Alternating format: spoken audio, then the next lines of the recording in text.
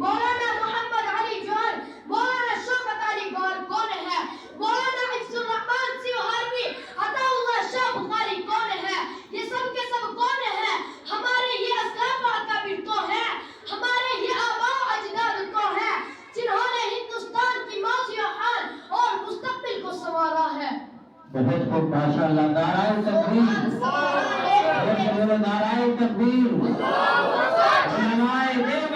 اپنے رسول کے گیسوے برہم کو یہ اہل جنوب بتلائیں گے کیا ہم نے دیا ہے عالم کو۔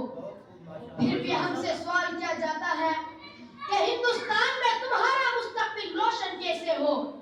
دور حاضر کے نوجوانوں، سرزمین ہند کی پکار سنو۔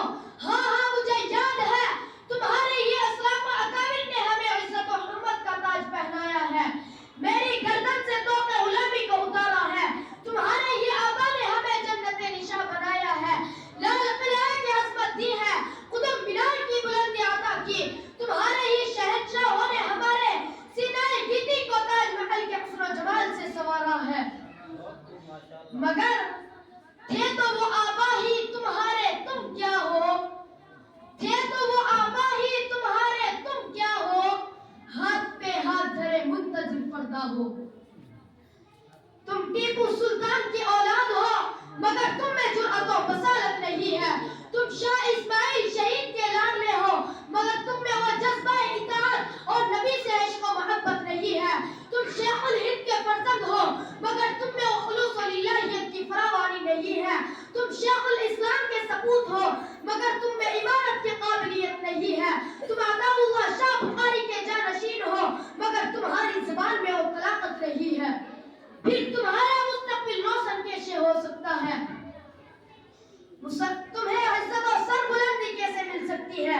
مسلمانوں، تم نے اپنے ماضی کو بھلا دیا، تم نے اپنے آقا دو جہاں سید الکونین صلی اللہ علیہ وسلم کے اسوہ حسنہ کو بالائے طاق رکھ دیا، فاروق اعظم اور خالد بن ولید کے طریقہ کار کو چھوڑ دیا، تم نے صلاح الدین ایوبی اور ٹیپو سلطان کی تاریخ کو بھلا دیا، حسین احمد مدنی اور عبید اللہ صدیقی للکار کو پس پشت ڈال دیا، تم نے کبھی اسیران مالدہ کی فریاد پر غور نہیں کیا۔ پھر تمہارا مستقبل روشن کیسے ہو سکتا ہے؟ برادران اسلام، حق کے متوالے قدم قدم پر جمتے رہے، ارتقاء و عروج کے منازل طے کرتے رہے۔ آپ اسلام کے ابتدائی زمانے کو دیکھیے، ایک طرف مشرکین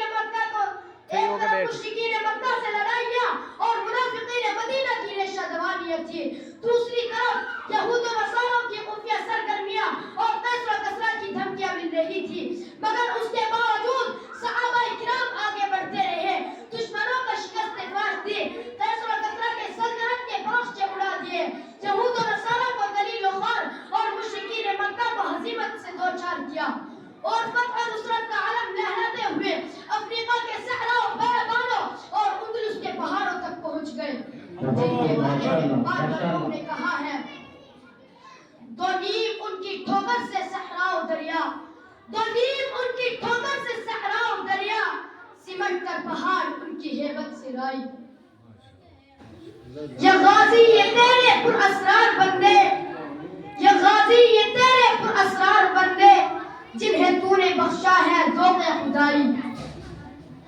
اور ایک دوسری جگہ، وہ معزز تھے زمانے میں مسلمان ہو کر، وہ معزز تھے زمانے میں مسلمان ہو کر، اور تم خار ہوئے تاریخ قرآن ہو کر۔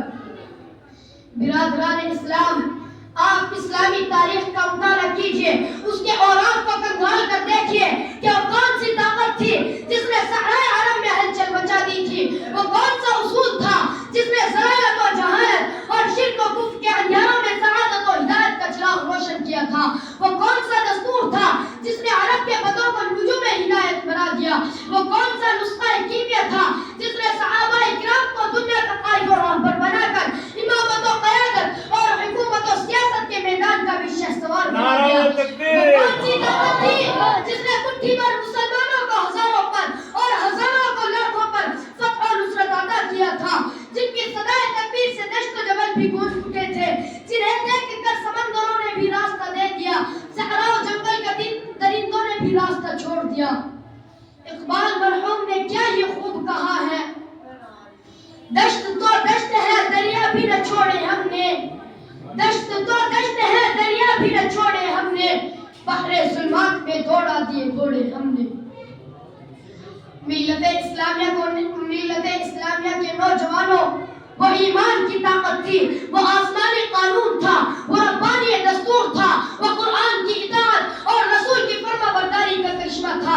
آپ رسول اکرم صلی اللہ علیہ وسلم کے صحابہ کرام کی زندگی کے ایک ایک لمحے کا مطالعہ کیجئے تو معلوم ہوگا کہ ان کی زندگی قرآن و حدیث سے عبارت تھی۔ ایمان کامل اور باطن خالص سے ان کا دل معمور تھا، انابت اللہ ان کا شیوا تھا، رسول کی اطاعت ہی ان کی زندگی کا اصل سرمایہ تھا۔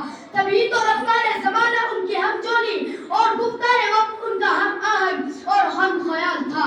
اسی حقیقت کو آشکارا کرتے ہوئے علامہ اقبال نے کہا تھا، یہ سحر جو کبھی فردا ہے کبھی ہے امروز، نہیں معلوم کہ ہوتی ہے کہاں سے پیدا۔ یہ سحر جو کبھی فردا ہے کبھی ہے امروز، نہیں معلوم کہ ہوتی ہے کہاں سے پیدا۔ وہ سحر جس سے لرزتا ہے شبستان وجود، وہ سحر جس سے لرزتا ہے شبستان وجود، ہوتی ہے بندہ مومن کی ادا سے پیدا۔ فرزندان اسلام، یہ افسانہ نہیں حقیقت ہے، یہ مخفی نہیں کہکشاں سے بھی زیادہ نقشہ ہے کہ آج ہم نے اسلام کا قانون چھوڑ دیا، قرآن سے رشتہ توڑ دیا، احکام الہی سے منہ موڑ لیا، رسول عربی کا دامن چھوڑ دیا، اس کے نورانی اسوہ سے رخ پھیر لیا۔ ہم دنیا کی رنگینیوں میں کھو گئے ہیں، دولت و ثروت ہی کو ہم نے سب کچھ سمجھ لیا، تو پھر ہمارے مستقبل کا ستارہ کیسے درخشاں ہوگا؟ غور کرو، فکر کرو۔ اے لا الہ